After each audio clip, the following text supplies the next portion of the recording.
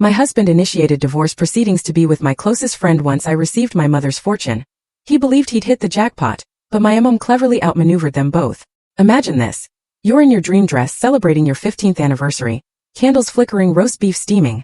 Then your husband walks in, tosses divorce papers on the table and tells you he wants out. But what he didn't know. He wasn't just ending our marriage. He was walking straight into a trap my dead mother had set for him. The steam from the roast beef was still curling towards the kitchen light when my entire life fractured into a million jagged pieces. I can still smell the rosemary and garlic. It's funny how tragedy anchors itself to the senses. I had spent 6 hours cooking, wearing the silk dress Gary used to say made me look like a movie star. The candles were burning low, dripping wax onto the linen tablecloth I only brought out for special occasions. It was our 15th anniversary. Well, technically it was next week, but Gary had a business trip scheduled, so we were celebrating early. Or so I thought. When the front door opened, I put on my brightest smile, holding 2 glasses of the expensive Cabernet he liked. But Gary didn't smile back. He didn't even take off his coat. He just stood there in the entryway of the home we had built together, looking at me with an expression I had never seen before. It wasn't anger. It was boredom. Cold, detached, absolute boredom. He walked past me, ignoring the wine, ignoring the food, and tossed a thick manila envelope onto the dining table. It landed right next to the anniversary card I had written for him. The sound of that heavy envelope hitting the wood echoed like a gunshot in the quiet house. "I'm done, Brenda," he said, his voice flat. "I want a divorce." I stood there, the wine glasses trembling in my hands.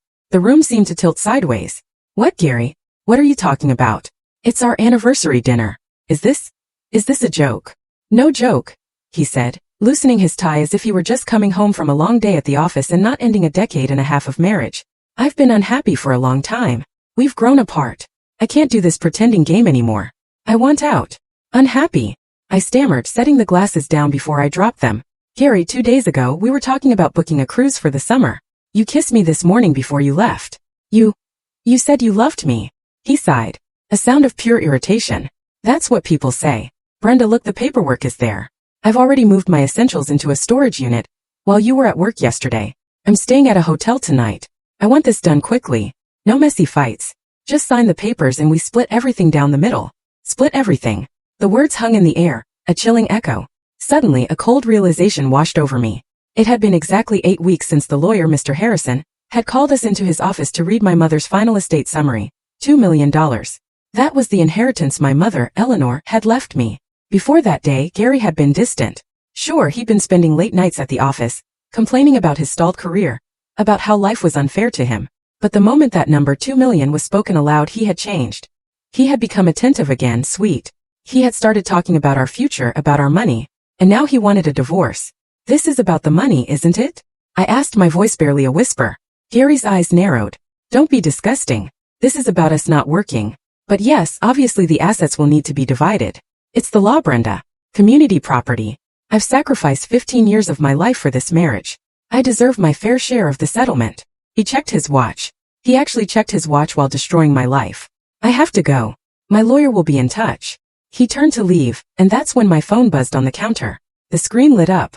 It was a text from Pamela, my best friend of 20 years, my confidant, the woman I had cried to when my mother died, the woman who had held my hand through my miscarriages. The message read, "Hey sweetie, are you okay? Gary just texted me and said he did it. I'm so worried about you. Call me if you need anything." I looked from the phone to Gary's back. "Pamela knows?" I asked. "You told Pamela before you told me?" Gary paused, his hand on the doorknob. He didn't turn around. "She's your best friend, Brenda. I thought she should know so she could support you." Then he walked out. The door clicked shut. I stood alone in the silence, surrounded by the smell of a cooling roast beef dinner. I felt like I couldn't breathe, like the air had been sucked out of the room. He was gone just like that. But something wasn't right. The way he checked his watch. The way Pamela texted instantly, almost too perfectly timed. I walked over to the table and picked up the envelope. Divorce. The word looked so ugly on the paper. My hands were shaking so hard I could barely hold it. I looked at the text from Pamela again. "I'm so worried about you." It sounded so caring, so supportive. But why did I feel a knot of nausea tightening in my stomach? I didn't know it yet. But the man I loved and the best friend I trusted were about to teach me a lesson in cruelty that would change me forever. But they forgot one thing. They forgot whose daughter I was. They forgot that my mother, Eleanor, never played a game she didn't intend to win. I sank onto the kitchen floor, the divorce papers crinkling under my hand, and let the tears come. But as I wept, my mind didn't go to the happy memories with Gary. Instead, it drifted back to Pamela. Pamela and I had been inseparable since college. We were the classic duo. The quiet, studious one, that was me, and the vibrant, loud center of attention queen bee, that was Pamela.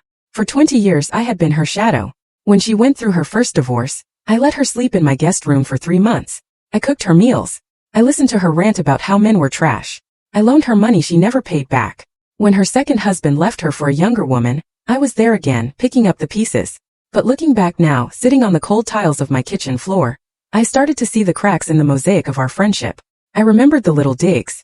The way she would look at my engagement ring and say, "It's cute, Brenda." Small but cute. The way she would sigh when Gary got a promotion and say, "Must be nice to have a husband who actually works, even if he isn't exactly CEO material." There was always a hunger in Pamela, a need to have what I had simply because I had it. I remembered my mother's funeral 6 months ago.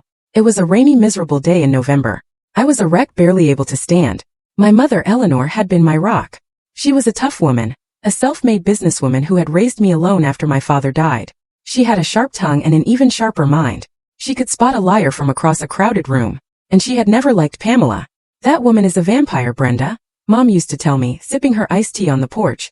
"She doesn't have her own light, so she sucks up yours. Watch your back with her and keep her away from Gary. A woman like that doesn't want a husband. She wants your husband." I had dismissed it as Mom being overprotective. "You're just cynical, Mom," I'd say. "Pamela loves me. She's my sister in everything but blood." At the funeral, Pamela had made a scene. She wore a black dress that was just a little too tight, a little too short. She sobbed louder than anyone during the service, dabbing at dry eyes with a lace handkerchief. But what haunted me now, in the silence of my empty house, was a specific image from the graveside. I was standing by the coffin, placing a white rose on the wood.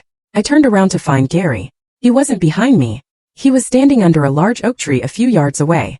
Pamela was there with him. She had her hand on his chest, right over his heart. She was whispering something to him, her face close to his. When she saw me looking, she didn't pull away immediately. She lingered for a second, then patted his lapel and walked toward me with a sad, tragic smile. "He's just so devastated for you, honey," she had told me, linking her arm through mine. "I was just telling him he needs to be strong for you." I believed her. God, I was so stupid. I believed her because I wanted to believe that the people I loved were good. I wanted to believe that betrayal was something that happened in movies, not to a 42-year-old accountant who paid her taxes and remembered everyone's birthdays. But Mom knew, even in her final days when the cancer was taking her bit by bit. She grabbed my hand with surprising strength. "Brenda," she wheezed, "your inheritance. Protect it. Gary, he's weak. And weak men do terrible things when they smell money.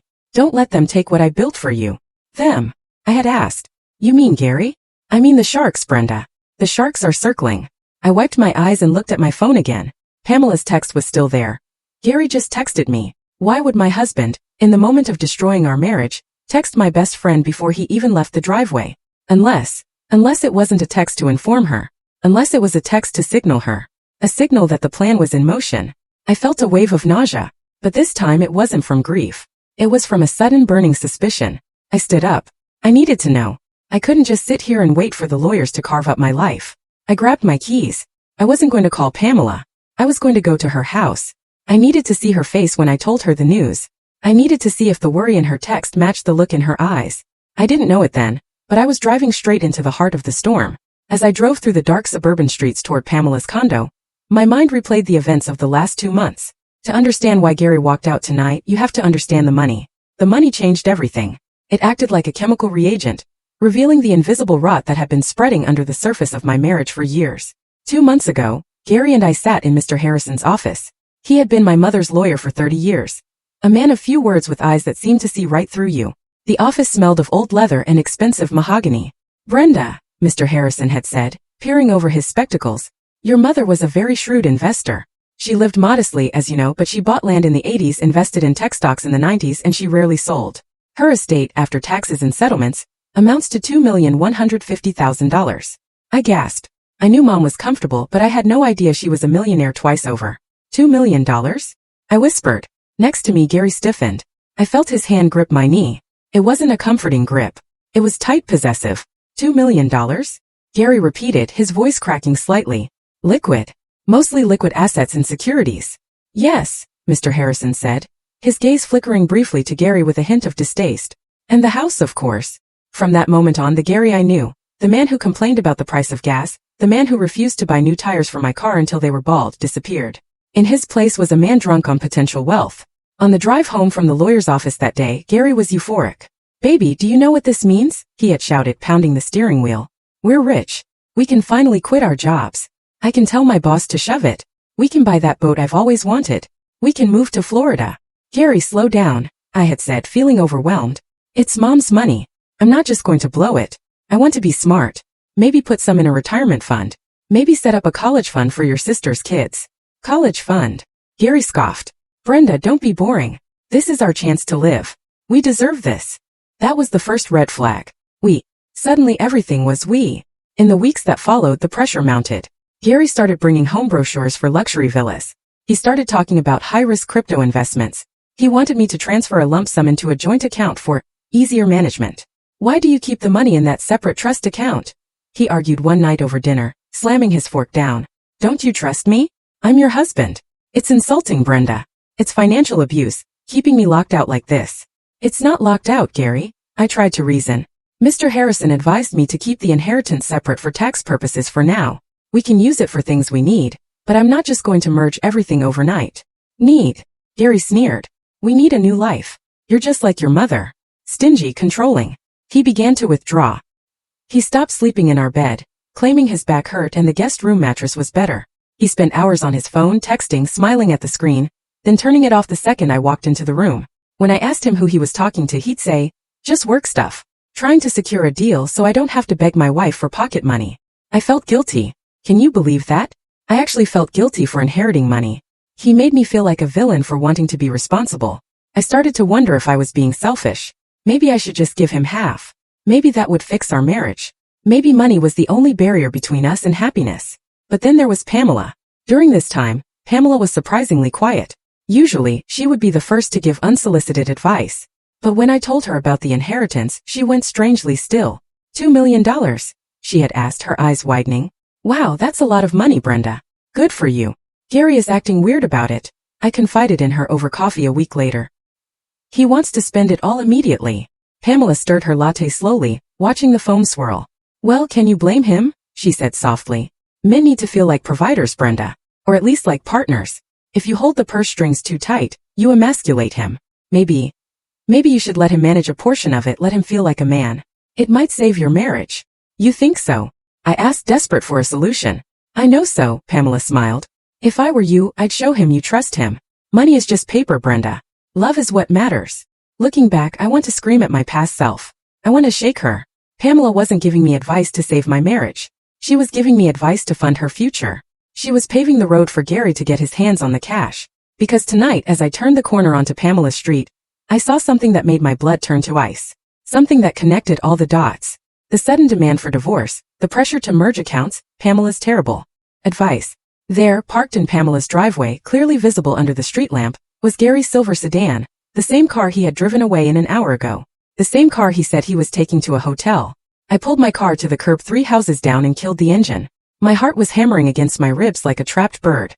"Don't jump to conclusions," a tiny pathetic voice in my head whispered. "Maybe he went there to cry. Maybe he needed a friend just like you were coming to find." But I knew deep down in my gut where the survival instinct lives. I knew. I stepped out of the car. The night air was crisp, typical for late autumn. I wrapped my cardigan tighter around myself and walked quietly toward Pamela's condo. It was a ground floor unit with a large bay window facing the street. Pamela always kept her curtains open. She liked the world to see her expensive furniture, her art prints, her perfect life. Tonight the curtains were sheer. The warm golden light from the living room spilled out onto the lawn. As I got closer, crouching behind the hedge that lined her walkway, I saw them. They weren't crying. They weren't mourning the end of my marriage. Gary was sitting on Pamela's sectional sofa, the one I had helped her pick out at IKEA 3 years ago. He had his shirt unbuttoned halfway down his chest, a glass of amber liquid in his hand. He looked relaxed, triumphant even. And Pamela was walking into the room carrying a bottle of champagne. She was wearing a silk robe. Not just any robe. It was the emerald green silk robe I had bought her for her birthday last year. I remembered the card I had written. "To the most glamorous woman I know. Love your sister, Brenda." She sat down next to Gary, not with the distance of a friend, but with the familiarity of a lover. She curled her legs up and leaned into him. Gary laughed, a loud booming laugh that I hadn't heard in years, and kissed her forehead. Then he kissed her nose. Then he kissed her lips. It wasn't a tentative kiss. It was deep, hungry, and practiced. I clapped a hand over my mouth to stop the scream that was clawing its way up my throat. My knees gave out, and I sank into the wet grass behind the hedge. The betrayal hit me in waves. First it was the shock, then the physical pain, a sharp twisting agony in my stomach, then the memories. Every time Pamela had come over for dinner, every time Gary had driven her home because it was late, every time they had texted, all the girls' nights Pamela had canceled at the last minute, all the late meetings Gary had. They had been laughing at me. For how long? Months? Years? I forced myself to look again. I had to be sure. I had to burn this image into my retina so I would never ever be weak enough to forgive them. Through the glass I saw Pamela raise her champagne flute. She said something. I couldn't hear the words, but I could read her lips. She had distinct expressive lips. To us, she mouthed. And to the money. Gary clinked his glass against hers. To the money. That was it.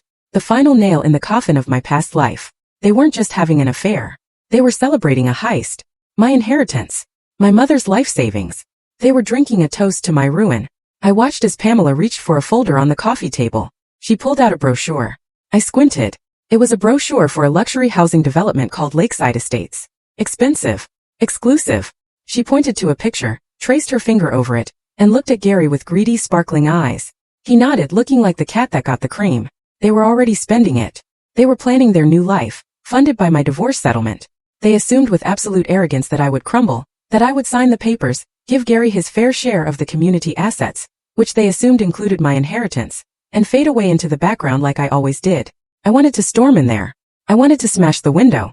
I wanted to scream until the police came. I wanted to tear that green robe off her back and slap the smug look off Gary's face. But then I heard my mother's voice in my head again, clear as a bell. Brenda, never let them see you bleed. If you react with anger, you're just a crazy ex-wife. If you react with silence, you're a mystery. And people fear mysteries. I took a deep breath. The cold air filled my lungs, sobering me. If I went in there now, I would lose.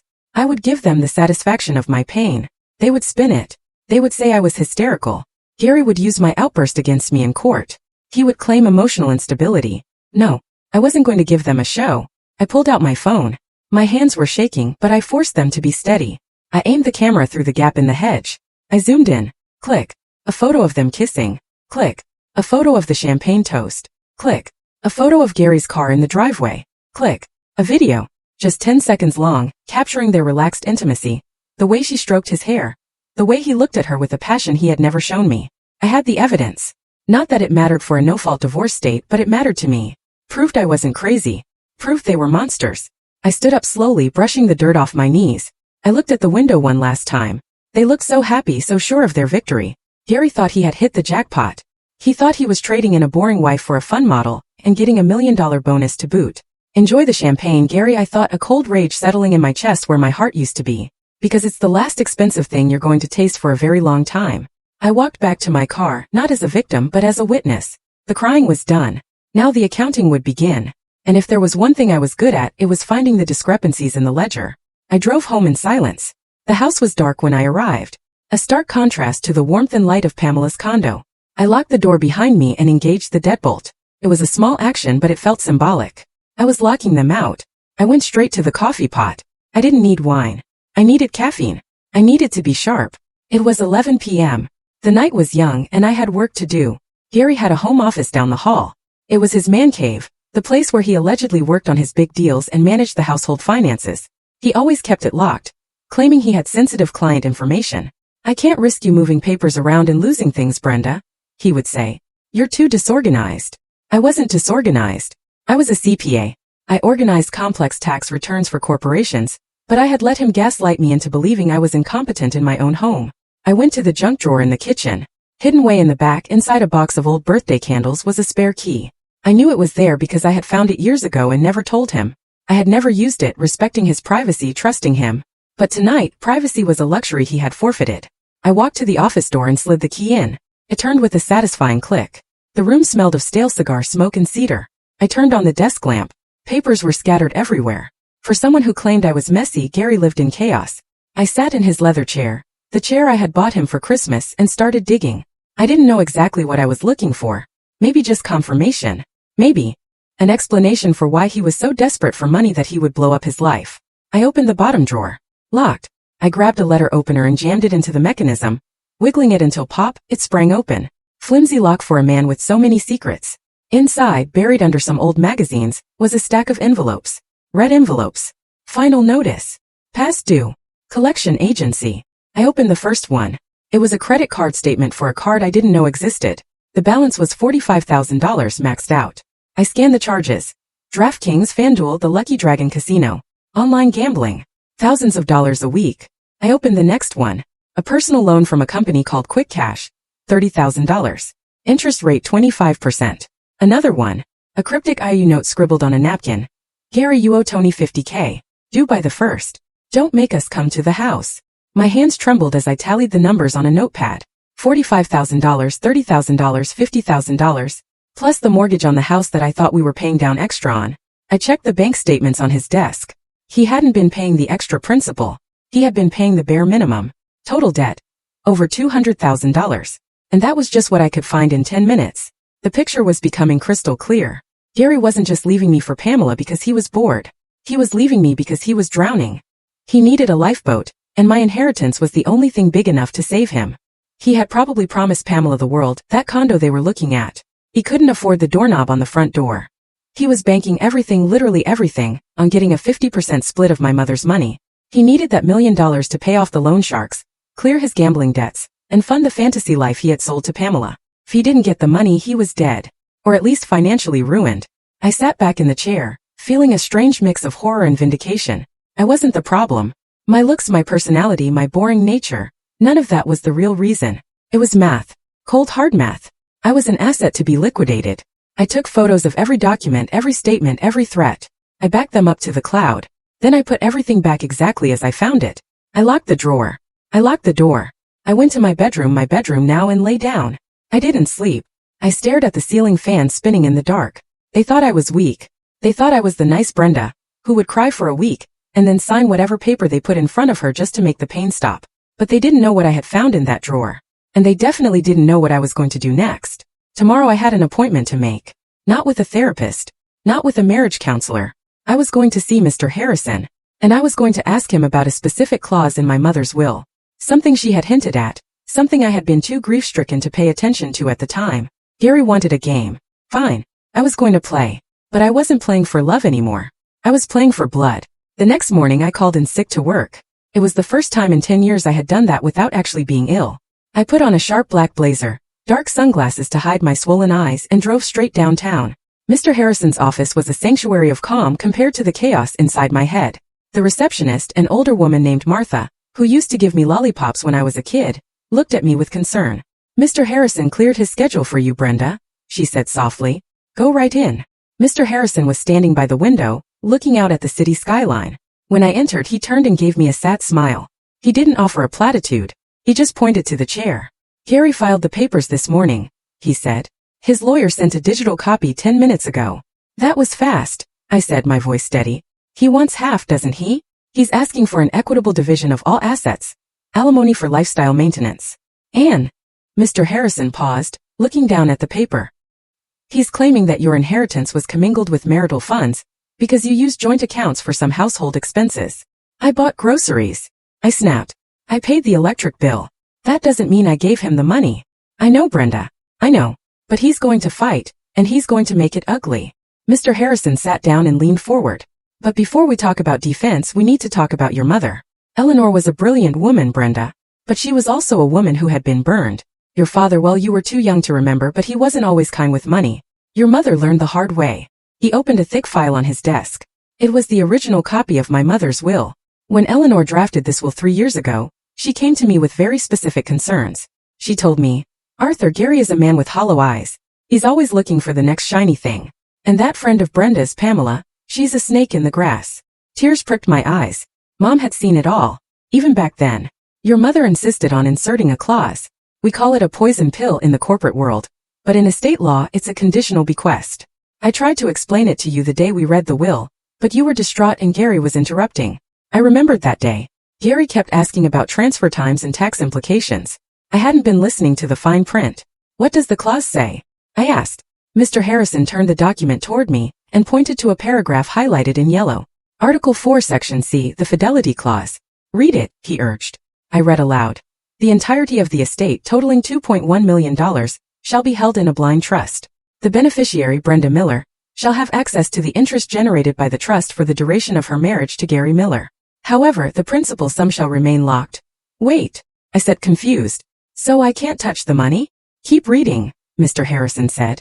In the event that the marriage between Brenda Miller and Gary Miller is dissolved, the distribution of the trust depends on the nature of the dissolution. If the divorce is filed due to proven infidelity, adultery on the part of Gary Miller, the blind trust shall be immediately dissolved and 100% of the principal and interest shall be transferred to Brenda Miller as her sole and separate property, untouchable by any marital settlement claims. My breath caught in my throat. However, I continued reading. If Brenda Miller voluntarily shares any portion of this inheritance with Gary Miller prior to a divorce, or if she fails to provide proof of infidelity, the trust shall remain locked for a period of 10 years. And here is the kicker, Mr. Harrison said, tapping the bottom of the page. If Gary Miller attempts to claim any portion of this inheritance through legal action, while proven to be in an adulterous relationship, the entire estate shall be immediately liquidated and donated to the Happy Tales Animal Rescue Charity, leaving both parties with zero. I stared at the lawyer. Mom set a trap. She built a fortress. She knew that if Gary loved you, the money would stay in the trust and support you both slowly. But if he was greedy and if he was cheating, she wanted to make sure he couldn't touch a dime. And she wanted to make sure you had the leverage to walk away clean. So, I said, my mind racing, if I divorce him now and prove he's cheating, I get everything. And he gets nothing. Correct. But there's a catch. We need irrefutable proof, not just suspicion. We need court-admissible evidence. And, he paused, we need him to commit. We need him to pursue the money aggressively. If he backs down, the clause is harder to trigger. We need him to walk right into the trap. I thought about the photos on my phone, the video of them kissing, the debt collection letters. I have proof, I said. I saw them last night. I have pictures. Mr. Harrison nodded impressively. Good. But don't show your hand yet. If Gary knows about this clause, he might try to stay married just to spite you, or he might try to manipulate the situation. He needs to think he's winning. He needs to think you are weak, scared, and ready to settle. He already thinks that, I said bitterly. Excellent, Mr. Harrison smiled, a shark-like smile that made me glad he was on my side. Then we let him think it. We let him dig his own grave. We dragged this out just long enough for him to get desperate.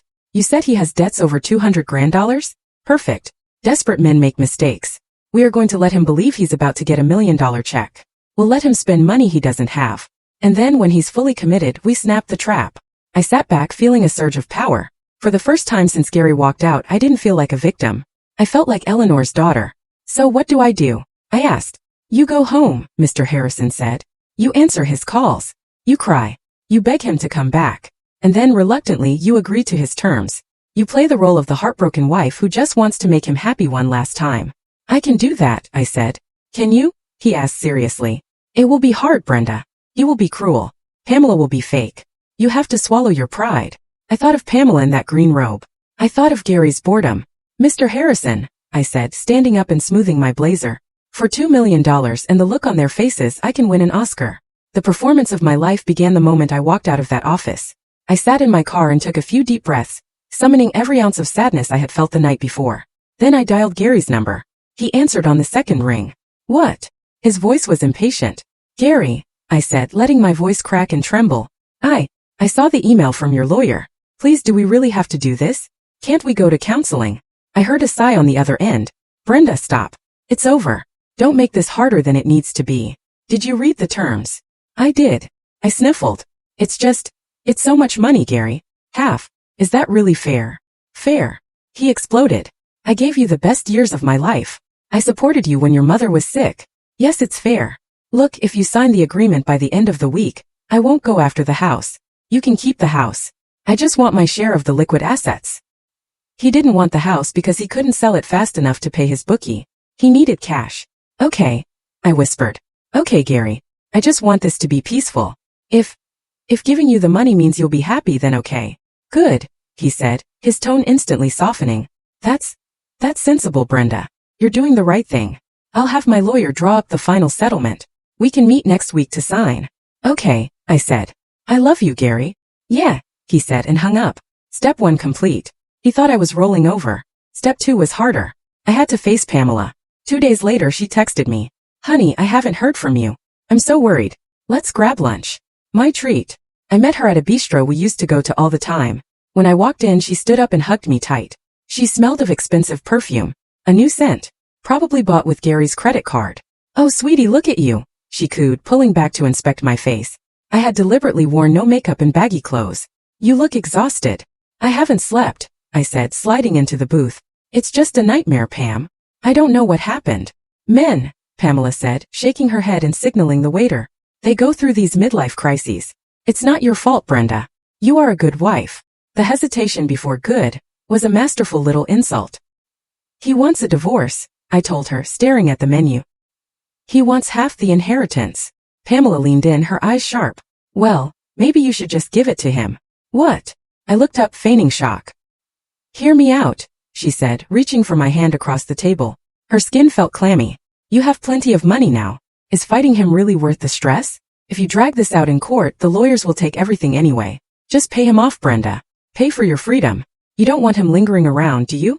You want a clean break. That's what Gary said, I murmured. See? He's right. Just sign the check and be done with it. You can start over. You can travel. Meet someone new. Someone who appreciates you. It took every ounce of willpower not to throw my iced tea in her face. She was practically drooling at the thought of the settlement. She was coaching me to fund her life with my husband. I think you're right, I said, wiping a fake tear. I just want him to be happy, even if it's not with me. Exactly. Pamela beamed. You are so strong, Brenda. So generous. That's why I love you. Do you? I asked, looking her dead in the eye. For a split second, her smile faltered. Of course. You're my best friend. Then I'm glad I have you, I said. I'm going to sign the papers next week. Gary wants to meet at Mr. Harrison's office. Next week? Pamela asked, unable to hide her excitement. That's so soon. That's great. Yeah, actually, Pamela, could you come? Me? She blinked. Yes, I don't think I can face him alone. And since you're friends with both of us, maybe you could be there as a witness, moral support. Pamela hesitated. I knew she was calculating. Being in the room meant she could ensure the deal went through. It meant she could celebrate with Gary immediately after. Of course, she said, squeezing my hand. I'll be right there by your side. Like always. Thank you, I said. I don't know what I'd do without you. I drove home feeling dirty. Lying to them was necessary, but watching them manipulate me was nauseating. But the trap was set. They both believed I was capitulating. They both believed the money was days away, and that was when the spending started. Over the next few days, I monitored the joint accounts, which Gary thought I was too stupid to check. The charges were astronomical. The Ritz-Carlton, Tiffany & Company, Porsche dealership deposit. He wasn't just spending the credit limit. He was spending the inheritance he didn't have yet. He was digging a hole so deep he would never climb out of it. But the hardest part wasn't the acting. It was the waiting. Every day Gary sent me texts pushing the timeline. Can we sign Tuesday instead of Friday? My lawyer needs the financial disclosures now. Why is Mr. Harrison not responding? He was panicking. The loan sharks were probably breathing down his neck. Patience, Gary, I whispered to my phone screen. The fall is coming. The weekend before the signing, things got ugly. The nice guy mask Gary had been wearing slipped completely. Was in the garden trying to distract myself by weeding the flower beds my mother had planted, when Gary's car screeched into the driveway. He slammed the door and stormed up the walk. He looked terrible. Dark circles under his eyes, his skin pale and sweaty. He looked like a man who hadn't slept in a week. Where is the affidavit? He shouted, not even greeting me. My lawyer said Harrison hasn't sent the affidavit yet. I stood up, wiping dirt from my gloves. Mr. Harrison is thorough, Gary. He's preparing it. Thorough? He's stalling. Gary got right in my face. I could smell alcohol on his breath, and it was only 10 a.m. You're stalling. Are you playing games with me, Brenda? I'm not playing games, I said, stepping back. I told you I'd sign. Why are you in such a rush? Is there something wrong? No, he snapped too quickly. I just want to move on with my life. I have plans. I have opportunities. Opportunities. I repeated. Does this have anything to do with that investment you mentioned? None of your business, he spat. It's my money now. Or it will be. Look, Brenda, if you don't sign on Tuesday, I'm going to make things difficult. I know things about you. What things? I asked, genuinely confused. My life was an open book. I'll tell the court you're mentally unstable, he sneered. I'll tell them you've been depressed since your mother died, that you're not fit to manage the estate. I'll petition for conservatorship. I'll tie this money up for years until you're begging for pennies. It was a bluff and a weak one, but it showed me how low he was willing to go. He would destroy my reputation just to get his hands on the cash. A few weeks earlier I would have crumbled. You wouldn't, I whispered, channeling my inner victim. Try me, he hissed. I need that money, Brenda. I earned it putting up with you and your nagging mother for 15 years. That broke something inside me. He could insult me, but insulting my mother? Tuesday, I said, my voice hardening just a fraction. Tuesday at 2 p.m. Mr. Harrison's office. Bring Pamela. Pamela? Why? Because she's my support system. And honestly, Gary, I think she's the only person who truly understands what you're going through. He looked at me suspiciously, but his desperation won out. Fine. Tuesday, don't be late. And bring the checkbook. He stormed off, kicking a garden gnome on his way out. I watched him go. My heart wasn't racing anymore. It was beating slow and steady like a war drum. I went inside and called Mr. Harrison. He's ready, I said. He threatened me today. Did you record it? Mr. Harrison asked. Yes, I said, tapping the phone in my pocket. Voice memo app. Crystal clear. Good girl, Mr. Harrison said. Bring that to the meeting. We might not need it for the clause, but it will be excellent leverage if he tries to fight the outcome. Is everything prepared? The trap is set, Mr. Harrison confirmed. I have the blind trust documents ready to reveal. I have the evidence she sent me, the photos, the debt letters, the credit card statements, all printed and mounted on presentation boards. Presentation boards? I asked. If we're going to do this, Brenda, we're going to do it with style. We're going to give them a show they will never forget. I hung up and looked around my empty house. Felt different now. It didn't feel like a mausoleum of a failed marriage. Felt like a fortress. My fortress. I spent the rest of Sunday preparing myself. I went to the salon and got my hair done. Not the sensible bob Gary liked, but a sleek, sharp cut. I bought a new dress. Red, the color of power, the color of blood. I was done being the victim. I was done being the shadow. Monday morning, the day before the big meeting, the sky was a bruised purple, heavy with unshed rain, matching the roaring anxiety in my stomach. I wasn't anxious about losing Gary. That ship had sailed, caught fire, and sunk. I was anxious about the precision of the execution. A trap only works if the spring is tight. I met the private investigator, a man named Mr. Vance, at a diner 3 towns over. Mr. Harrison had recommended him. He's expensive, Harrison had said, but he's a ghost. He'll get you things you didn't know existed. Mr. Vance didn't look like a ghost. He looked like a retired high school football coach. Thick neck, kind eyes, wearing a windbreaker. He slid a heavy binder across the formica table, right next to my untouched pancakes. You're not going to like this, Mrs. Miller, he said gently. It's worse than you thought. I opened the binder. The first page was a summary of financials. My accountant brain latched onto the numbers immediately. He's been funneling money to her for 3 years, Vance said, pointing to a highlighted column. See these withdrawals? Consulting fees paid to a shell company called PM Designs. That's Pamela. I stared at the dates. 3 years. 3 years ago, I was working double shifts during tax season so we could afford to renovate the kitchen. Gary had told me business was slow. He had told me we needed to tighten our belts. Meanwhile, he was writing checks to Pamela for consulting. $5,000 here, I whispered, tracing the line. $2,000 there. Got Gary. The Christmas bonus, gone.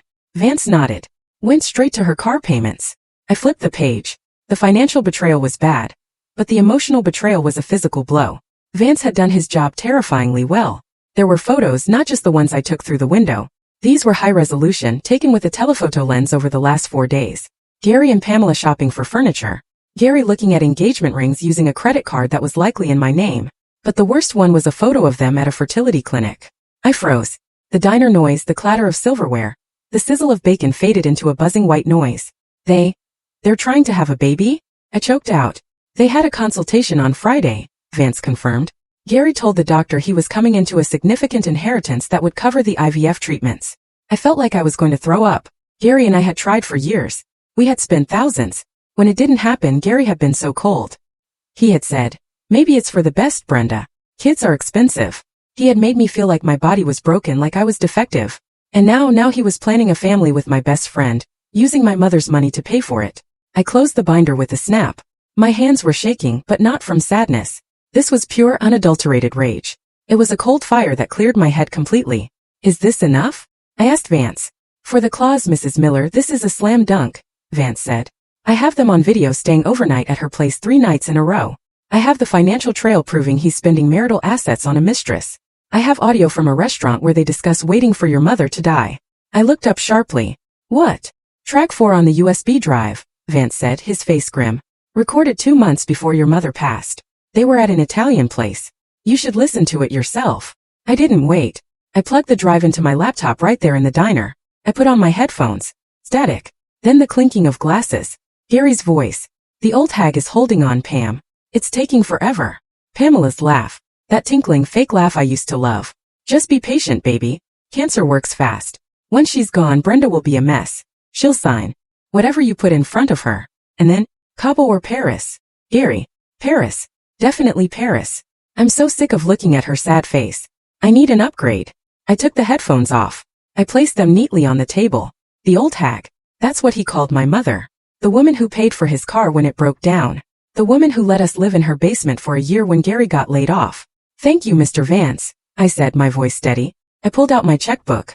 Add a 20% bonus to your fee. You sure you're okay to drive? Vance asked, looking concerned. I'm fantastic, I said. And I meant it. Because now I didn't just have leverage. I had a nuclear weapon. I spent the rest of the day organizing the evidence. I treated it like a tax audit. Exhibit A, the adultery. Photos, hotel receipts. Exhibit B, the financial fraud. The PM designs checks, the debts. Exhibit C, the character assassination. The audio recording. I mounted them on black foam boards, just like Mr. Harrison had suggested. It felt like a school science project. Only the subject was the anatomy of a scumbag. That evening Gary came home to change clothes. He was whistling. He actually whistled as he walked past me in the kitchen. Big day tomorrow, Brenda, he said, grabbing a bottle of water. You ready to sign? Get this over with. I looked at him. I looked at the man I had shared a bed with for 15 years. I looked for any trace of the man I fell in love with, the charming guy who bought me flowers on our first date. He was gone. Maybe he never existed. All I saw was a parasite in a cheap suit. I'm ready, Gary, I said, smiling. A real smile. You have no idea how ready I am. Good, he said, checking his reflection in the microwave door. Make sure you wear something nice. My lawyer will be there. Let's keep it professional. Oh, don't worry, I replied. I'm going to dress for the occasion. He didn't notice the edge in my voice. He was too busy counting his chickens before they hatched. He walked out the door whistling again. I waited until his taillights disappeared. Then I went to my closet. I pushed aside the beige cardigans, the gray slacks, the sensible clothes Gary liked. I reached into the back to a garment bag I hadn't opened in years. Inside was a red dress, a structured crimson sheath dress that fit like a glove. I had bought it 5 years ago for a gala, and Gary had made me return it because it was too aggressive. He said it made me look like I was trying too hard. I held it up against my body in the mirror. Tomorrow I wasn't going to be the sensible accountant. Tomorrow I was going to be the executioner. And executioners wore red. The arrogance of the wicked is truly a fascinating thing to behold. You would think when committing a crime, and moral fraud is a crime of the soul, one would be quiet, discreet, careful. But Gary and Pamela, they were drunk on the fumes of a future that didn't exist. The night before the meeting I couldn't sleep. Not because I was worried but because my phone kept buzzing. It was notifications from Facebook. Now Gary and Pamela were smart enough, or so they thought, to block me from seeing their direct posts. But they forgot how small our town was. They forgot about the network of mutual friends, the flying monkeys who love nothing more than a bit of gossip. My cousin Sarah sent me a screenshot at 11:30 p.m. Subject. Have you seen this? It was a post from Pamela. It was restricted to close friends, but Sarah was still on that list. The photo showed Pamela's hand, manicured with bright red polish, holding a set of keys.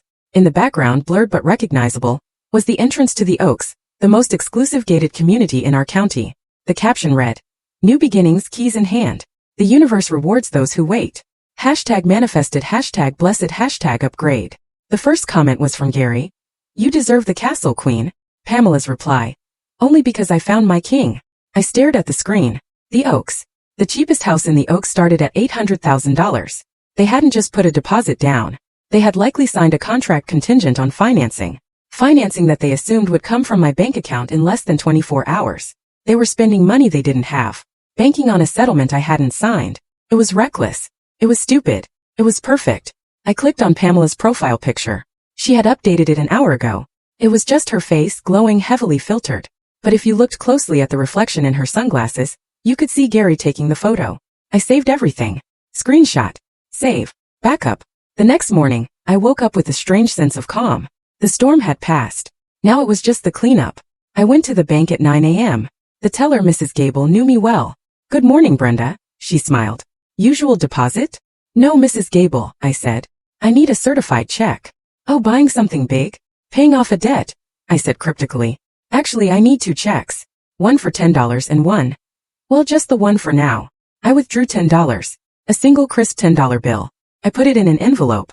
That was going to be Gary's settlement. As I walked out of the bank, I ran into Linda, a woman from my book club. Linda was one of Pamela's minions. She was the type of woman who fed on drama like a vampire feeds on blood. "Brenda," she called out, rushing over, her eyes scanning my face for signs of a breakdown. "Oh my God, honey. I heard. Gary told Bob." "Who told me?" "Divorce? Is it true?" "It is," I said, keeping my face impassive. Oh, you poor thing. Linda cooed, placing a hand on my arm. And with the inheritance and everything, it must be so overwhelming. Pamela is just heartbroken for you. She told me she's been crying for days. I almost laughed. Crying all the way to the bank, I thought. Pamela is a true friend, I said, laying the trap. She's actually coming to the settlement meeting today to support me. Linda's eyes widened. Really? Wow, that's brave of her. You know, facing Gary after what he's putting you through. Yes, I said. She's very brave. Listen, Linda, I have to run. Big day. Good luck, sweetie. Linda called out. Don't let him take everything. I got into my car and checked the time. 12 p.m. The meeting was at 2 p.m. I received a text from Gary. Don't be late and don't bring drama. Let's get this signed and over with. I typed back. I'll be there. With bells on. I drove to a scenic overlook near the river. I needed a moment of silence. I sat on the hood of my car and looked at the water. I thought about my mother. I thought about the sacrifices she made. She scrimped on clothes. She drove the same car for 20 years. She clipped coupons. Also, she could leave me something substantial. She wanted me to be safe. Gary wanted to take that safety and turn it into a midlife crisis sports car and a condo for his mistress. He wanted to erase my mother's legacy and replace it with his own vanity. Not today, Satan, I said to the wind. I drove to the law office. I arrived at 1:45 p.m. I parked right next to Gary's car. I saw a new sticker on his back windshield. Lakeside Estates member. He was already claiming the status. I grabbed my garment bag from the back seat. I went into the building's restroom. I stripped off my gray slacks and white blouse. I stepped into the red dress. Fit perfectly. It hugged my curves, making me stand taller.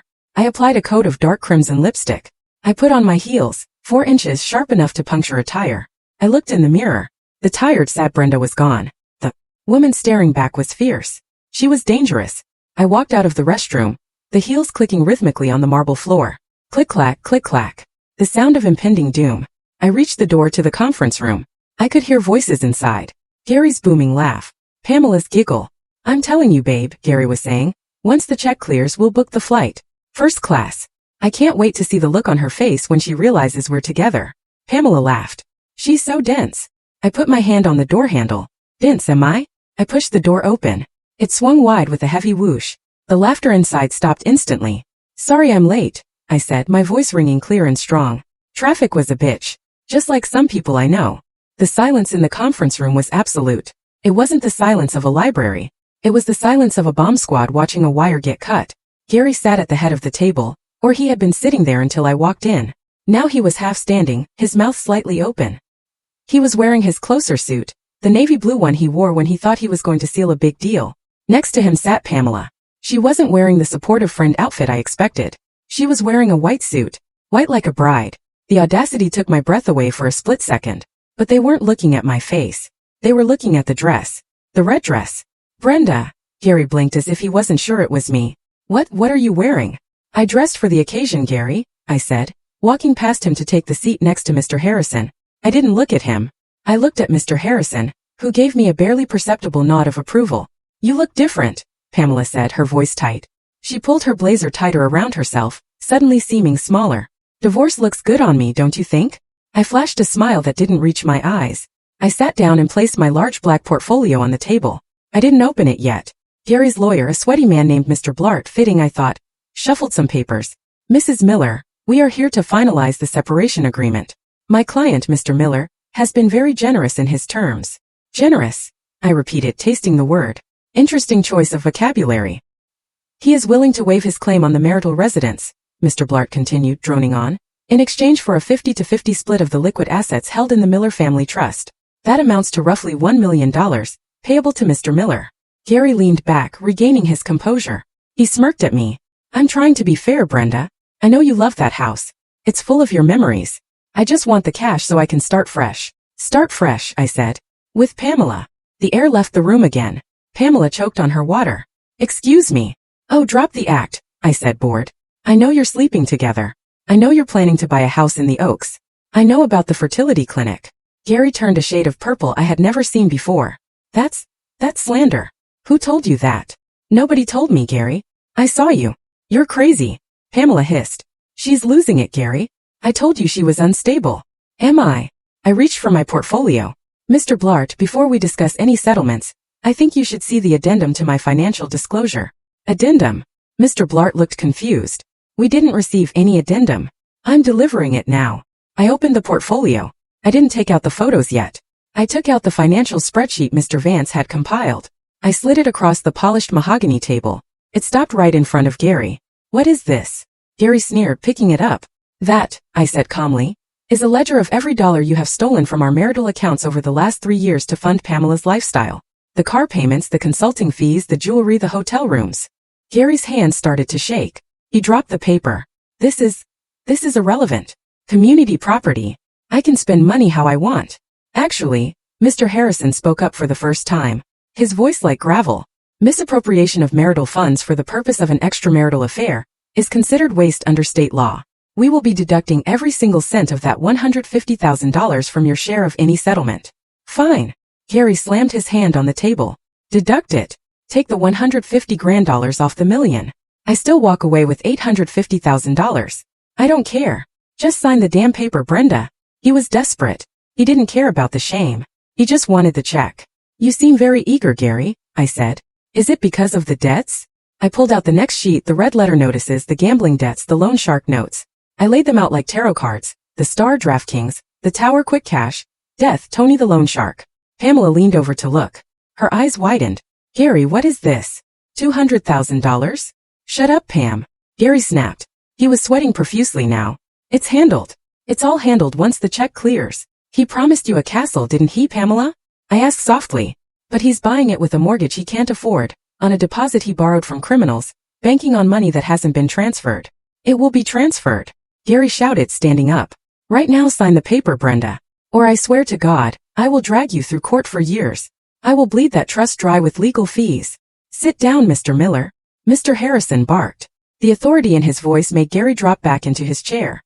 You want to talk about the trust? Mr. Harrison asked, adjusting his glasses. Let's talk about the trust. I looked at Gary. I looked at Pamela. They were both terrified, but they were still holding on to hope. They thought this was just negotiation. They thought I was just trying to lower the payout. They had no idea the guillotine was already falling. Gary, I said, locking eyes with him, you filed for divorce on the grounds of irreconcilable differences. Correct. Yes, he grunted. And you are admitting, right here in front of witnesses, that you are in a relationship with Pamela? I'm not admitting anything, he muttered. Oh, come on. I laughed. It was a cold, sharp sound. We're past that. I have the photos, Gary. I have the video. I have the audio of you calling my mother an old hag. Gary flinched. Pamela looked away. Okay, fine. Gary yelled. Yes, I'm with her. We're in love and I filed for divorce. Are you happy now? Give me my money. Thank you, I said. That's all we needed. I turned to Mr. Harrison. Proceed. Mr. Harrison opened the thick file he had brought. The file with the red tape. The room went deadly silent. You could hear the hum of the air conditioner. Mr. Miller, Harrison began, you seem to be operating under the assumption that Brenda's inheritance is marital property. Normally, in a long marriage, commingling of funds might make that argument plausible. Gary nodded vigorously. Exactly. She used it for bills. However, Harrison continued, his voice dropping an octave, you failed to read the specific conditions of Eleanor Miller's last will and testament. Specifically, the fidelity clause regarding the trust. The what? Gary asked. The poison pill, I whispered. Poison pill. Pamela echoed, her voice shrill. What is she talking about, Gary? Gary ignored her. His eyes fixed on the document Mr. Harrison was holding. What clause? I saw the will. It said she gets everything. You saw the summary, Mr. Harrison corrected. You never asked to read the full trust instrument. You were too busy asking about wire transfer limits. Mr. Harrison slid the document across the table. He didn't slide it to Gary's lawyer. He slid it directly to Gary. Read Article 4, Section C aloud, please. Gary picked up the paper. His hands were shaking so badly the paper rattled. He squinted. In the event of a dissolution of marriage, he mumbled. Louder, I commanded. I want Pamela to hear this. Gary cleared his throat. In the event of a dissolution of marriage, if the said marriage is terminated due to the proven adultery of the beneficiary's spouse. He stopped. He swallowed hard. Keep reading, Mr. Harrison said. Then the conditional blind trust shall be immediately dissolved and the entirety of the principal and interest, Gary's voice dropped to a whisper, shall be transferred to Brenda Miller as her sole and separate property, free and clear of any marital claims. Gary stopped reading. He looked up at me. His eyes were wide, empty holes of shock. There's more, I said. Read the next paragraph. The one about what happens if you try to fight it. Gary couldn't speak, so Mr. Harrison read it for him. Furthermore, Should the adulterous spouse attempt to litigate or claim any portion of this estate, the trustee is instructed to liquidate all assets immediately and donate the full sum to the Happy Tails Animal Rescue Charity. In this event, neither Brenda Miller nor Gary Miller shall receive a single penny. The silence that followed was heavy, suffocating. It felt like the air had turned into concrete. So, I said, leaning forward, my elbows on the table. Here is the situation, Gary. You filed for divorce. You admitted to the affair. I have proof of the affair. That means the condition is met. No, Gary whispered. No, that's not legal. It is ironclad, Mr. Harrison said. I wrote it myself and I defended it in court 3 times. You filed the papers, Mr. Miller. You triggered the clause. By your own action, you have disqualified yourself from receiving any part of the inheritance. Gary looked at his lawyer. Do something. Say something. Mr. Blart was wiping sweat off his forehead with a handkerchief.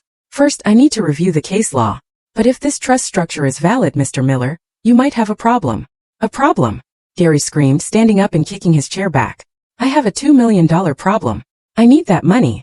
You don't get the money, Gary, I said calmly. It's mine. All of it. Every single dime. And if you try to sue me for it, if you try to argue community property, then... I pushed the button. I donate it all to the dogs. I will happily live in a cardboard box before I let you spend my mother's money on your mistress. I turned my gaze to Pamela. She was pale. Her white suit looked like a shroud. And Pamela, I said, did you hear that? 0. He gets 0. That house in the Oaks, he can't afford it.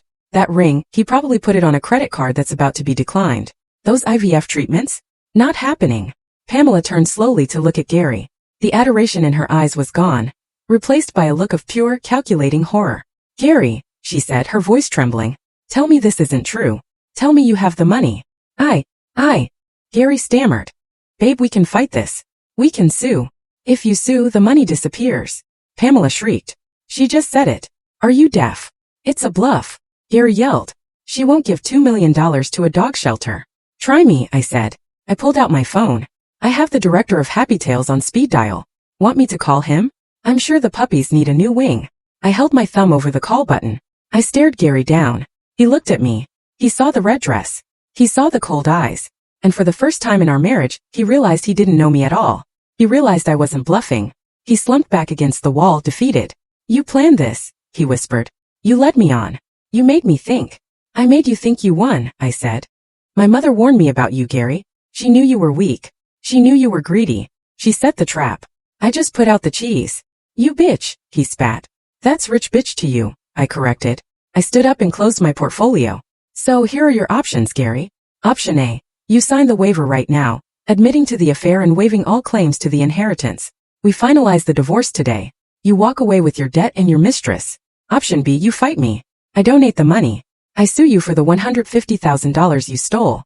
I press charges for fraud. And I drag this out until you are living in a refrigerator box under the bridge. I paused. Tick-tock, Gary.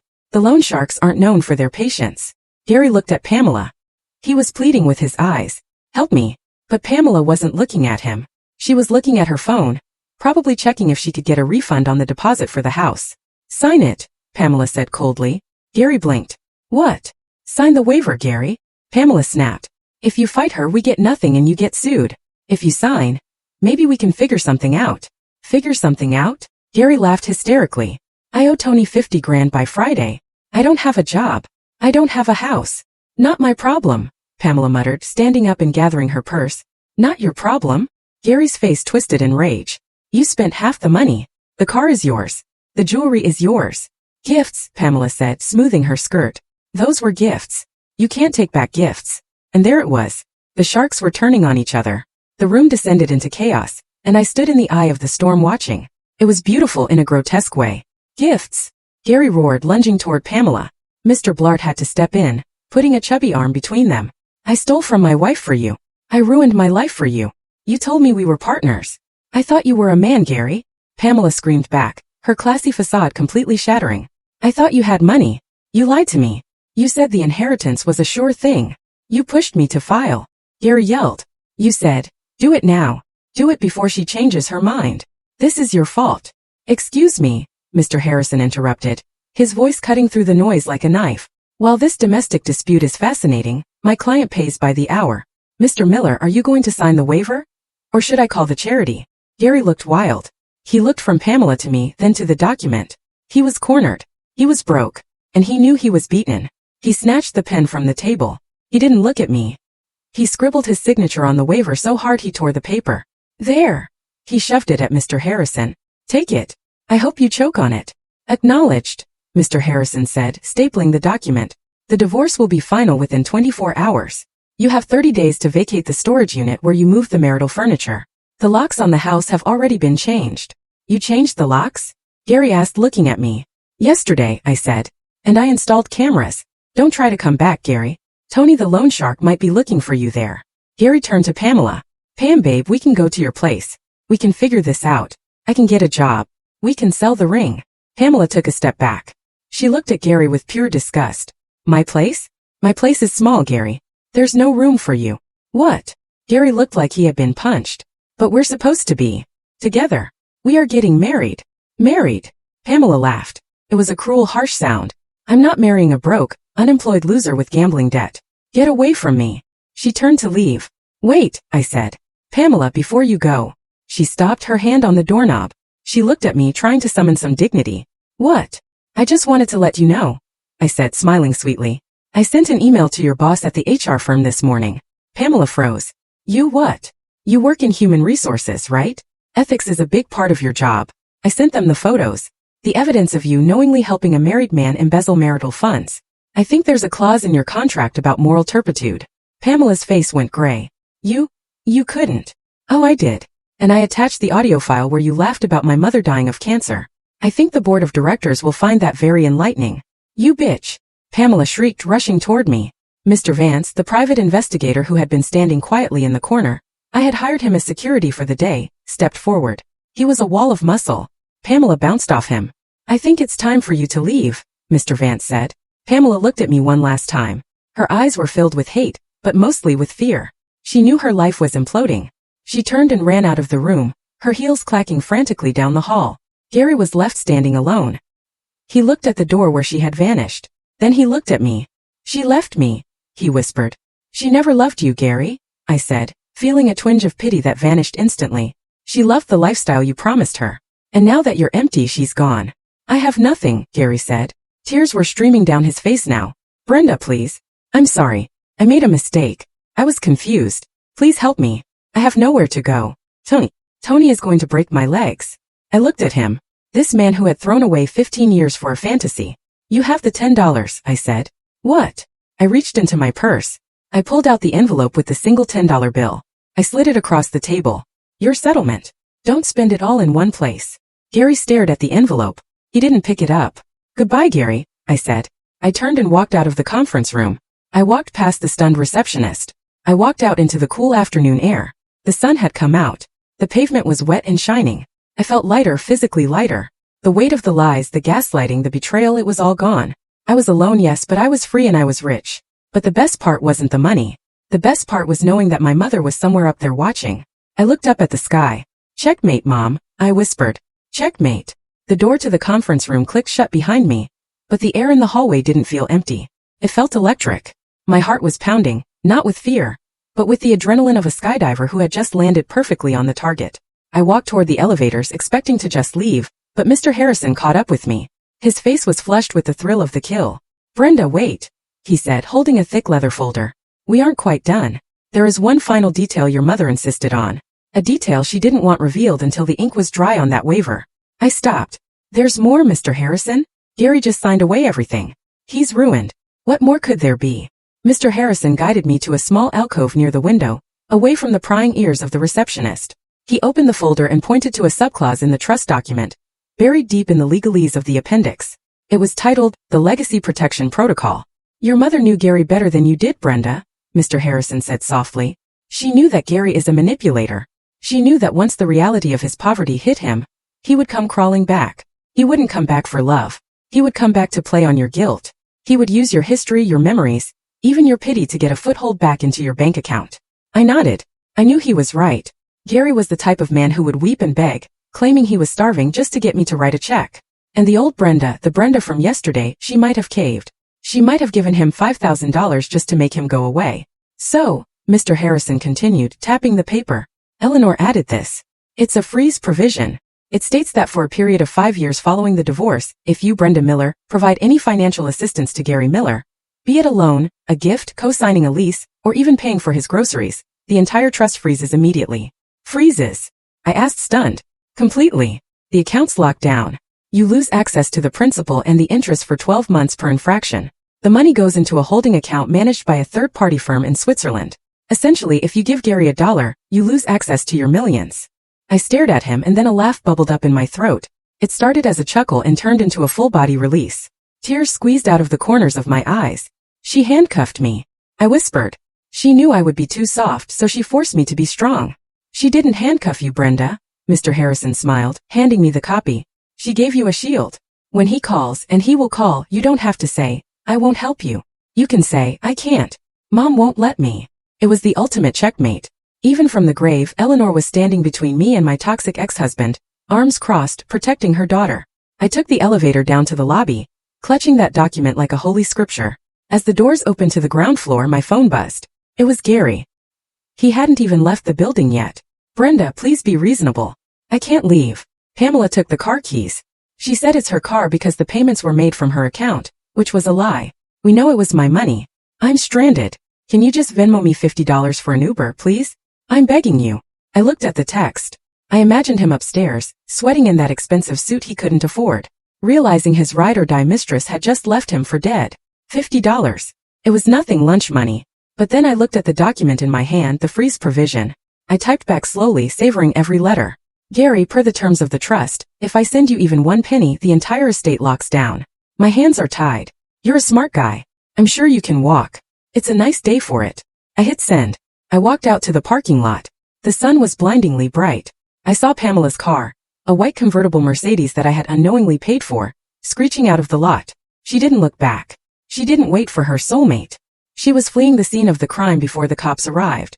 And there, standing on the sidewalk, looking small and pathetic against the towering glass facade of the law firm, was Gary. He was holding his phone, staring at it in disbelief. He looked up and saw me. He started to run toward me. Brenda, wait. I didn't stop. I got into my car. I locked the doors. He reached my window, banging on the glass. Brenda. She took the car. She left me. I have nothing. You can't do this. We were married for 15 years. I put the key in the ignition. The engine purred to life. I lowered the window just an inch, enough for my voice to carry, but not enough for his desperate fingers to reach. In. We were married, Gary, I said, my voice cold as ice. But you divorced me. Remember? You wanted half. I paused. Well, you got exactly what you brought to the table. Nothing. I'll see you, he screamed, his face twisting into that ugly red mask I used to fear. I'll tell everyone you tricked me. Go ahead, I said. Tell them. Tell them how you cheated on your wife, stole her money, planned a life with her best friend, and got outsmarted by a dead woman. I'm sure it's a great story. I rolled up the window. I put the car in drive, and as I pulled away, watching him shrink in my rearview mirror, a tiny waving figure in a suit that no longer fit his reality, I felt the last tether snap. I wasn't just free, I was untouchable. They say revenge is a dish best served cold. But let me tell you, watching the immediate implosion of two narcissists is a dish best served hot, with a side of popcorn. I didn't have to wait long for the dog-eat-dog show to begin. In fact, it started before I even got home. I stopped at a red light about 3 blocks from the law office. To my right was a gas station, and there, screaming at each other near the air pumps, were Pamela and Gary. Apparently, Gary had run after her car and caught her at the light. He was clinging to the door handle of the white Mercedes. I pulled into the parking lot of the pharmacy across the street, lowered my sunglasses, and watched. I wasn't proud of it, but I deserved this front row seat. Open the door, Pam. Gary was screaming. People were starting to stare. I paid for this car. It's mine. You paid for it with her money. Pamela shrieked back, her window barely cracked. It's in my name. Get away from me, you loser. Loser. Gary kicked the tire. You were calling me king this morning. You said we were going to Paris. Open the door. I have nowhere to go. Go to hell. Pamela yelled. She gunned the engine. The car lurched forward. Gary stumbled back, falling onto the dirty pavement. His navy blue suit pants ripped at the knee.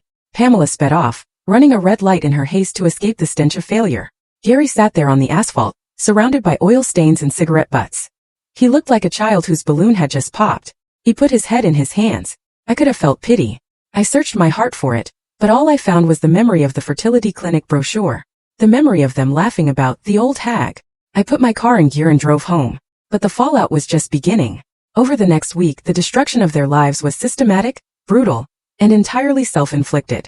The repossession. 2 days later, I was at home sipping tea in my garden when I saw a tow truck pull up to the curb. But it wasn't for me.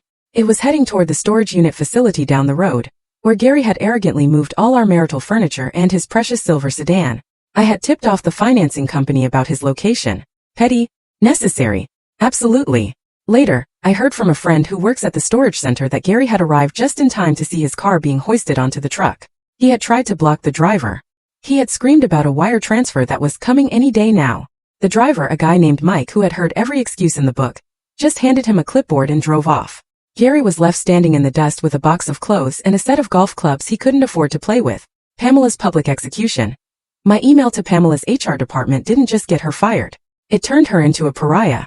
You see, Pamela worked for a conservative, family values-oriented company. They didn't take kindly to finding out their VP of Human Resources was embezzling petty cash and conspiring to defraud a grieving widow. Linda, the town gossip, called me 3 days later, breathless. Brenda, did you hear? Hear what, Linda? I asked, feigning ignorance while filing my nails. Pamela was escorted out of her building by security with a box. And get this, Jane from accounting told me they found thousands of dollars in unauthorized expenses. She was using the company credit card to pay for hotel rooms for her and Gary. Oh my, I said. That sounds criminal. It is. Linda shrieked. They are threatening to press charges if she doesn't pay it back immediately. She has to sell her condo, Brenda. She's putting it on the market tomorrow. Distress sale. She's ruined. Well, I said coolly, karma has a funny way of balancing the books, doesn't it? The loan shark. And then there was Tony, the shadowy figure from the red letters. I never saw Tony, but I saw the results. A week after the divorce was finalized, I saw Gary's mugshot on the local news website. He had been arrested for shoplifting. Shoplifting. A man who 2 weeks ago was browsing brochures for million-dollar homes was caught trying to steal a sandwich and a bottle of vodka from a 7-Eleven. When the police booked him, they found he had a black eye and 2 broken fingers. He claimed he fell, but we all knew. Tony had come to collect, and Gary had paid in pain because he couldn't pay in cash. I stared at that mugshot. His eyes were hollow just like Mom had said, but now they were also haunted. He looked like a man who had seen the abyss and realized he dug it himself. I closed the laptop. I didn't feel happy seeing him hurt. I wasn't a sadist, but I felt a profound sense of justice. The universe had corrected a glitch. The balance was restored. I walked into my kitchen, my beautiful, quiet, peaceful kitchen, and started to make dinner. 4-1. And for the first time in 15 years, the silence didn't feel lonely. Felt like a symphony. With the past removed, it was time to clean the house. And I don't mean dusting. I mean an exorcism. I woke up on a Saturday morning with an energy I hadn't felt since my 20s. The sun was streaming through the blinds, illuminating the dust motes dancing in the air. I looked around the living room. That beige recliner where Gary used to sit and ignore me for hours while watching football, it had to go. The curtains Pamela had convinced me to buy because they were chic, but were actually drab and depressing. Gone. The coffee maker Gary insisted on, the one that required expensive pods we couldn't afford. Trash. I hired a company called Junk Be Gone. 2 massive guys showed up with a truck.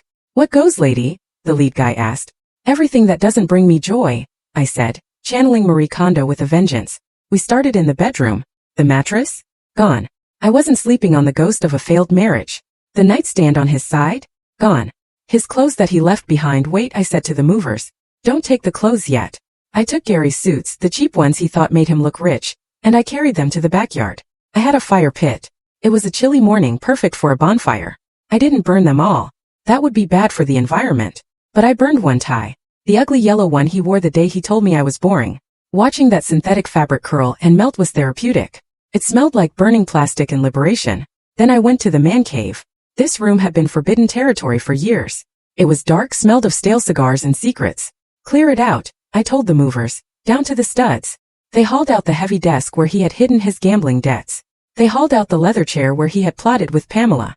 They hauled out the mini fridge. When the room was empty, I stood in the center of it. It echoed. It was just a square box of drywall and carpet. It wasn't scary anymore. It was a blank canvas. Paint, I whispered. I need paint. I drove to the hardware store. I didn't go to the one where Gary was now working. Thank God he was at a store 2 towns over. I bought gallons of paint. What color? The clerk asked. Sunshine yellow, I said. And ocean blue. I spent the next 3 days painting. I blasted music. Motown, Aretha Franklin. Loud, soulful music that Gary hated. I sang into the paint roller. I danced in my old t-shirt, covered in speckles of yellow and blue. I transformed the man cave into a library. My library. I bought floor-to-ceiling bookshelves. I bought a velvet chaise lounge in a deep rich teal. I bought a rug that felt like walking on clouds. I filled the shelves with the books I had kept in boxes because Gary said they cluttered up the place. Jane Austen, Stephen King, memoirs, poetry. I put a framed photo of my mother on the central shelf, right where she could see everything. "This is better, isn't it, Mom?" I asked her. The room felt warm, felt like me. But the physical purge was only half the battle. I needed to purge the digital ghosts too. I sat down at my new desk with a glass of Pinot Grigio. I opened my laptop. I went to my social media. Friend request, Gary Miller. He had created a new account. No profile picture. Delete. Block. I went to my email. Subject: Please Brenda, just read this from GaryMiller1980@gmail.com. Delete. Block. Then I opened the folder labeled, The Evidence. The photos of the affair, the audio recordings, the financial spreadsheets. I hovered my mouse over the delete button. Should I keep them just in case? No. Keeping them meant keeping the pain. Keeping them meant letting them live rent-free in my hard drive. I dragged the folder to the trash. I emptied the trash. Are you sure you want to permanently delete these items? Yes. As the progress bar moved across the screen, I felt a physical weight lift off my chest. I wasn't a victim anymore. I wasn't a detective anymore. I was just Brenda. The next day, a letter arrived in the mail. It was a heavy cream-colored envelope. It was from the corporate headquarters of Pamela's former company. Dear Miss Miller, it read. We write to thank you for bringing the financial irregularities regarding Miss Pamela Stone to our attention. Your detailed documentation allowed us to recover significant assets. As a token of our appreciation for your integrity, please accept the enclosed voucher. It was a gift card for a high-end spa. $500. I laughed out loud. Pamela had tried to steal my life, and in the end she paid for my massage. I booked the appointment immediately. The Phoenix Rising package, because that's what I was. I was rising from the ashes of their treachery, and I was doing it with glowing skin and a perfectly painted library. The year that followed was a blur of color, taste, and sensation. It was as if I had been living in black and white for 15 years, and suddenly someone turned on the Technicolor. I used the inheritance wisely. I didn't blow it on cars or mansions. I invested just like Mom would have wanted, but I carved out a joy fund. I finally took that trip to Italy. Gary had always said, "Why go to Italy? It's expensive and full of tourists. Let's just go to the casino." I went alone, but I wasn't lonely. I remember sitting in a small piazza in Florence.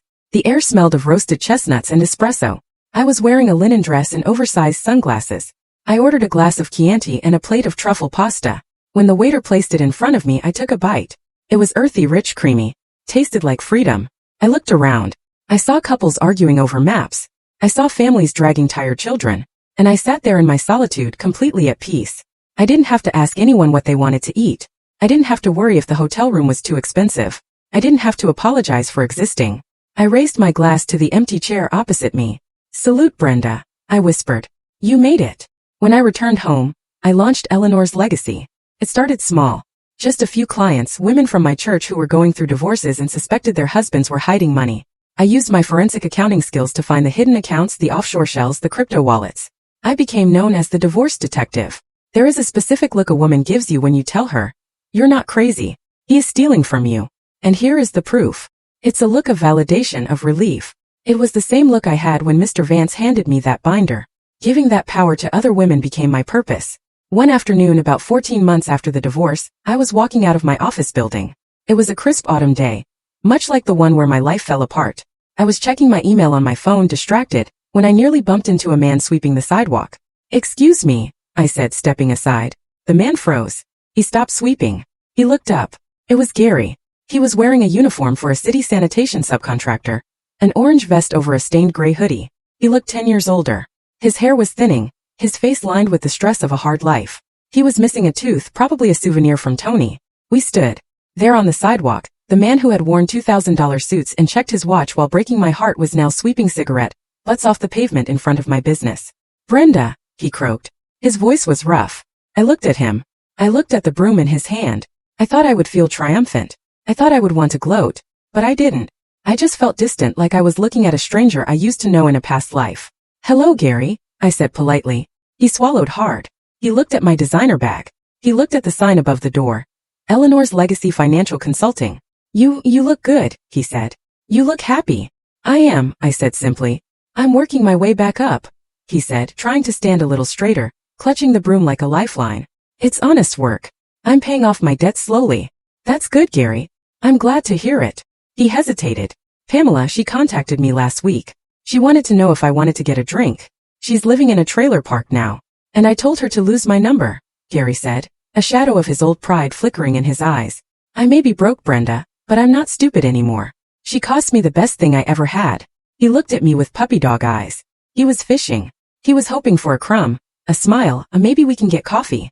I adjusted my scarf. Well, I said, it sounds like you learned a valuable lesson.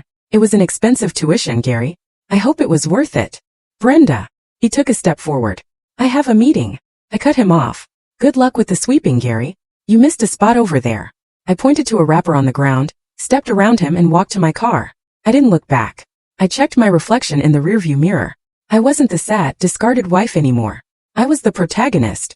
And the protagonist doesn't look back at the extras. Yesterday, I drove out to the cemetery. It was the 2nd anniversary of Mom's passing. The cemetery is beautiful this time of year.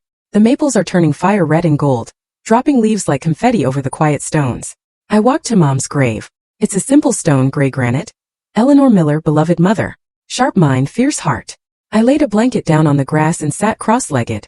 I brought 2 cups of coffee from her favorite diner. One for me, one for the stone. It might seem crazy to talk to a rock, but I know she's listening. I know she's there in the wind, in the rustle of the leaves, in the steel of my spine. Hey Mom, I said, taking a sip of the coffee. You'll never guess who I saw yesterday. Gary. He's sweeping streets now. I laughed softly. You were right. You were right about everything. You told me he was weak. You told me Pamela was a vampire. I didn't want to listen. I wanted to prove you wrong. I wanted to believe that my love was enough to change them. I traced the letters of her name. But you didn't judge me. You didn't lecture me. You just prepared for the day I would need a parachute. You wove that safety net with your own hands. With every dollar you saved, with every smart investment you made. I reached into my bag and pulled out the latest financial report for Eleanor's legacy. We helped 50 women this year, Mom. 50 women who were being lied to, cheated on, and stolen from. We got them their settlements. We got them their dignity back. I'm doing it in your name. The wind picked up, swirling the leaves around me. I felt a sudden wave of emotion, not sadness but gratitude so deep it ached.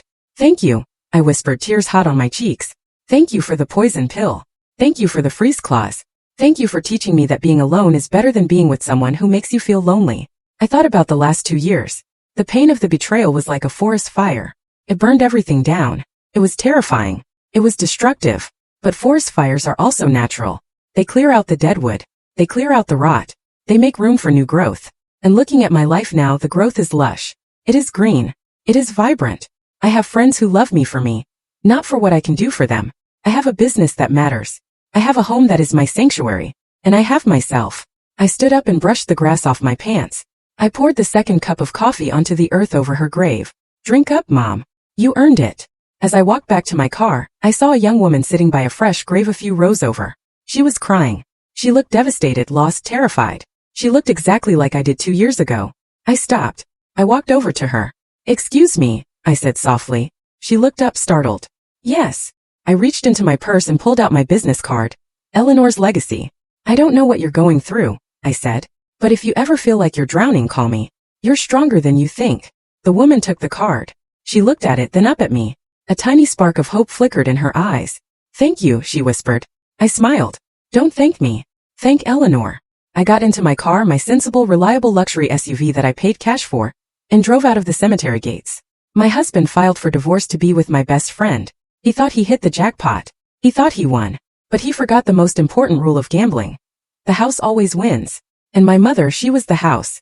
If Brenda's victory gave you chills, or if you have an Eleanor in your life who protects you, please hit that like button right now. It helps so much.